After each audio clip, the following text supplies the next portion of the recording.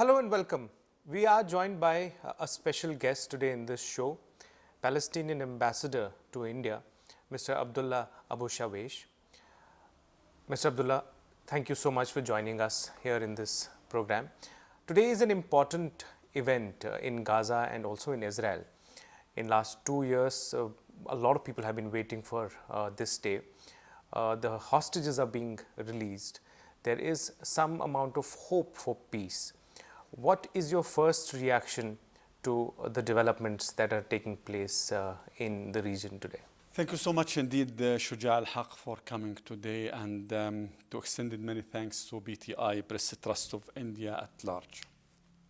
It's not only for the Palestinian and the Israeli, it's for the entire for the entire humanity at large. This is very important day.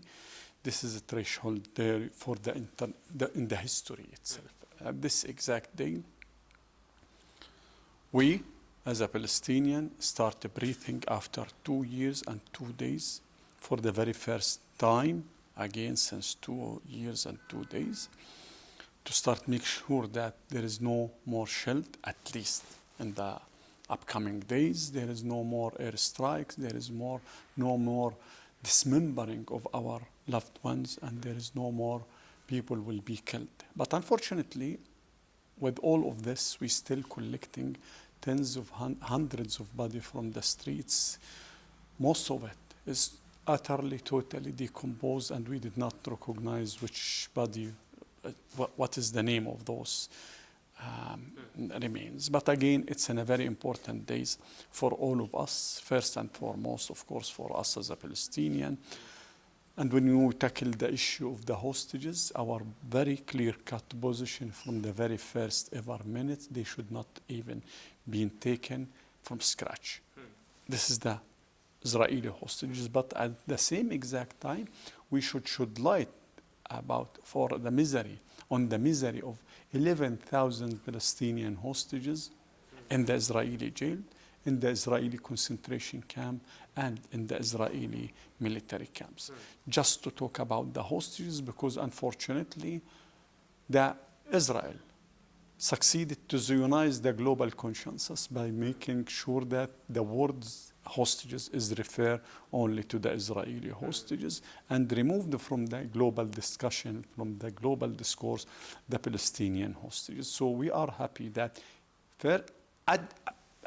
utterly, we are happy that the Israeli whom was in captivity in Gaza returned to their family. And again, our official positions, so they should not be taken hostages or in captivity in scratch. Likewise, in the same equal foot, the 11,000 Palestinian hostages in the Israeli jail. We are fair enough to talk about both sides because we are human enough. Not likewise the Israeli whom is believing that just they have 20 hostages and the other 11,000 Palestinian is terrorists. Okay. 5,000 of them, those our hostages, is serving administrative detention in the Israeli jail. The President of United States, Donald Trump, is in Israel. He is going to Egypt after this, and there will be the Egypt summit. What are your expectations from the Egypt summit? Again, Egypt summit is very important summit just to declare the end, if it is possible, the end of the war. And we hope that Israel accept ending the war, because Israel did not yet accept ending the war. They accept the truce, they accept the ceasefire. But what we are looking for is in a clear-cut declaration war is come to its end. So that the Israeli fanatic, the Israeli fugitive from justice, Prime Minister Benjamin Netanyahu, refused to attend this summit.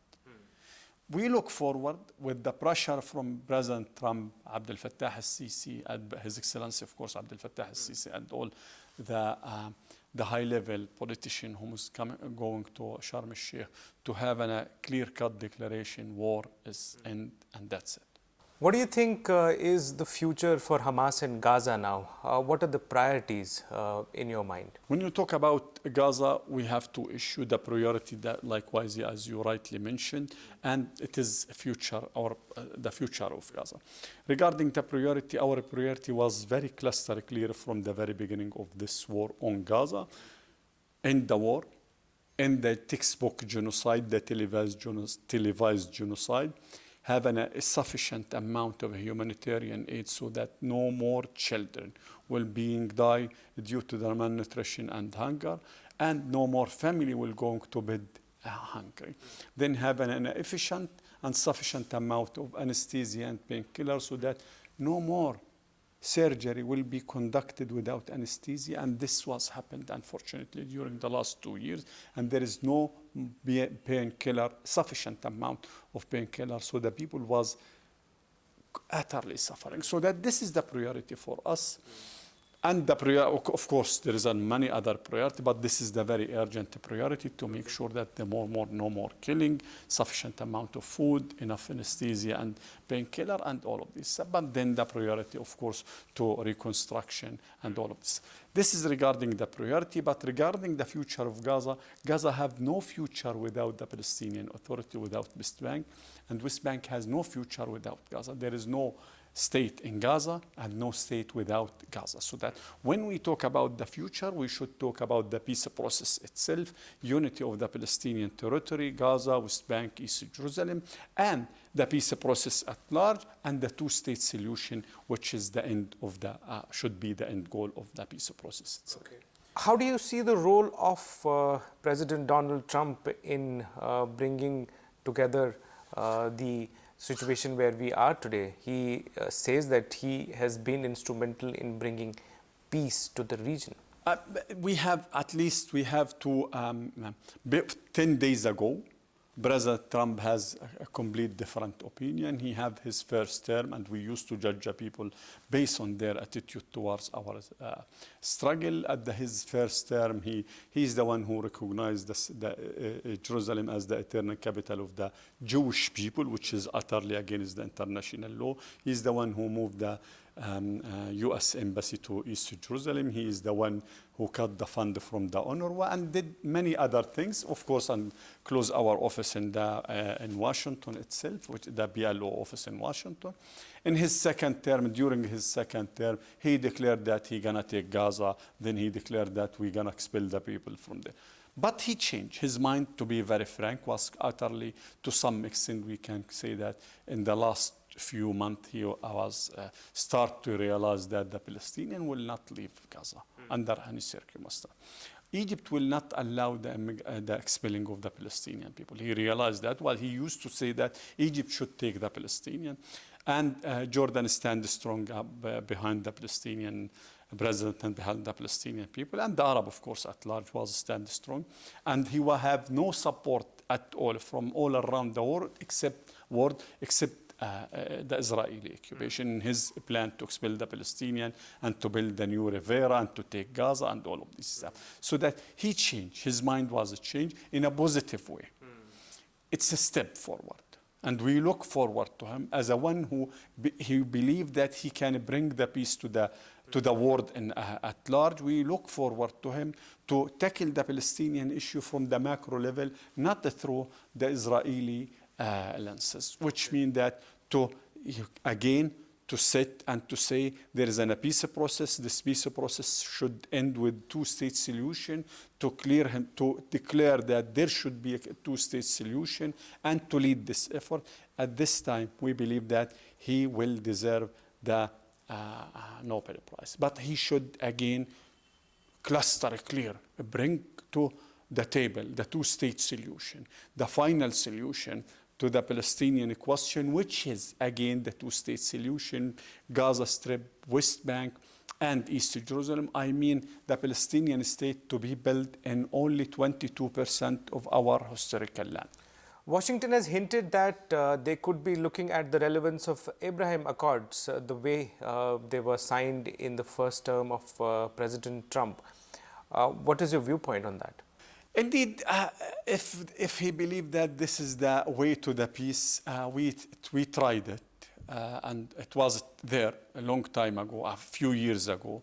Not only this, there is a peace agreement between Egypt and Israel, late 1970, peace agreement between Palestinian Authority, Palestinian Liberation Organization, and Israel itself, Oslo, Accord, I mean, and peace agreement between Jordan rhetoric at the macro level, it called peace agreement, but there is no peace in the Middle East as long as there is an occupation. Peace cannot live with occupation. Since there is an Israeli occupation, no peace in the Middle East. Whether you're gonna call it Abraham Accord, peace process, all of this stuff, unless we tackle the issue from its root symptom analysis, problem solving, root symptom. Unless we tackle the issue from its root, the Israeli occupation, there is no peace in the Middle East, regardless of all the effort, that noble effort, of course, to bring the peace, but not through the Palestinian path. Peace came just through the Palestinian path. Peace can be built in a just solution, at least to build again our state on a 22% of our historical land. How do you see the role of the countries around the world in this entire issue? Let us just back less than 1 month ago. Less than 1 month ago, there was 100. We had been recognized by 149 states from around the world as a state of Palestine. State of Palestine was recognized, and another tsunami led by France and other countries, European countries, whom came to recognize the state of Palestine at the eve of the last UNGA, United Nations General Assembly 18. What this means in international law, it means that the international community is still supporting the two-state solution. But in practice, because yes, it's necessary that there are more than 155 countries now is recognizing the state of Palestine. But all of this mean nothing, since the Israeli settlement is expanding day and night. All this recognition mean nothing, since the Israeli settler, fanatic settler, terrorist settler, conducting in a daily pace a terror attack against the Palestinians. In a daily pace, tens of terror attacks conducting against the innocent Palestinian people in West Bank, not in Gaza, where there is no Hamas. Tens of terrorist attacks conducting and uprooting their olive trees in a daily pace by those terrorists. So that recognizing the state of Palestine is a step necessary, but not sufficient. So that what did we expected from the international community? Then I will back to India itself. We expecting from the international community is to take a step forward from the rhetoric, the written recognition, to implement it, to put to take it a step forward. And this can only happen by using legitimate, legal, diplomatic, economic, tested measures. Boycott the Israeli occupation. Stop the hypocrisy and double standard. Europe imposed 30,000 different types of sanctions against Russia in the last 4 years. With zero sanction, except, of course, Spain. With zero sanction against Israel after 56 years of suffocating occupation. The international community, day and night, talking about the two-state solution and saying loud and clear that the main obstacle for the two-state solution is the Israeli settlement. Meanwhile, this exact international community, its market is flooded by the settlement product. This is hypocrisy. This is double standard. You are against the settlement, and you are investing and trading with the settlement. You are against the settlement while you are the ambassador of Israel to your country, to his country, to her country, is a settler. It's very clear. Boycott the Israeli settlement. Stifle the Israeli settlement. Stop investing in the Israeli settlement. You call it, and the international community, the international law, the international humanitarian law, everyone know that it is illegal. And still the international community trading with this illegal. That's it, easy. Tested, legal, diplomatic, non-violence, political, all of these tools non-violence tools, use it. And I can assure you, if the international community, if there is a will, there is a way that if the international community stifle, and I mean it, stifle the Israeli settlement, the Israeli project, the Israeli occupation project will come to its end within less than 1 month. It will finish. Okay. But as long as they benefited from the settlement, why they, as long as they benefited and you just, the international community is just raising their voice but trading with that settlement, why they will stop settlement? And what are your expectations from India? India had an historical role long time ago, still have a very important role, and we look to India to be with us. We look to India, that India is the champion of the South. India is one, when we talk about reform of the Security Council, India should be one of the key pillars of the permanent member of the Security Council. India is BRICS. India is G7. India is India. 1.4 billion, the first ever democracy. India is big enough to do something very significant in the peace process. Thank you very much, Sure. for speaking with us. Sure.